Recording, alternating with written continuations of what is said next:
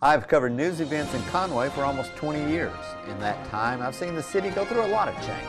Like every thriving city, Conway has its share of growing pains. That's what this show is about. We tackle the issues that are important to the people of Conway.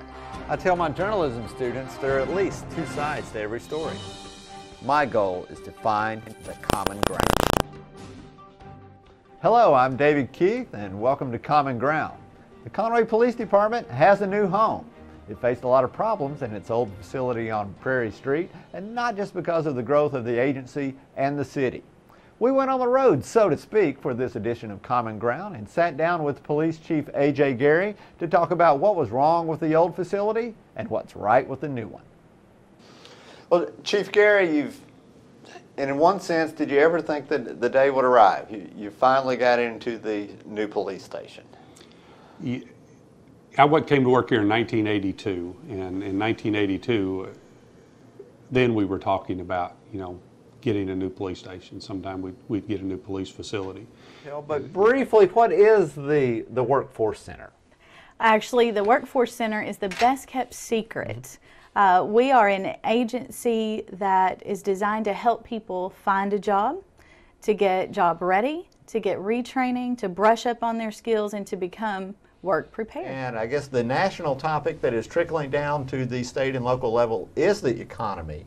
And so we'll start with the big dog, Representative Just Wills. what it is, right, Linda?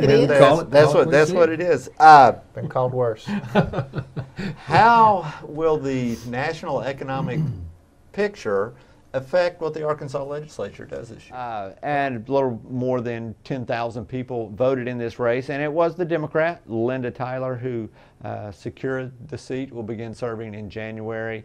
She got about 56% of the vote. Bill Fetchel-Cotter, the Republican, with 44% of the vote. And this might be a good time to look at some of the numbers that you consider when we're making these appraisals. Okay. And I think we'll start with the sales average. I mean, how does this play into Paige, what your company does? Well, I put together this chart because we have had a lot of calls, and people are concerned. They've seen the news and they think that some of the market is falling. They're watching CNN and hearing about metropolitan areas that are having trouble. Mayor Tab Townsend called June 19th possibly the first day of the 21st century in Conway and even the state of Arkansas. This was the day that Hewlett-Packard announced that it would locate a 1,200 employee facility right here in the Meadows Technology Park on the outskirts of Conway. Please stay with us for this special edition of Common Ground, where we take you through the announcement and talk about the impact of Hewlett-Packard coming to Conway.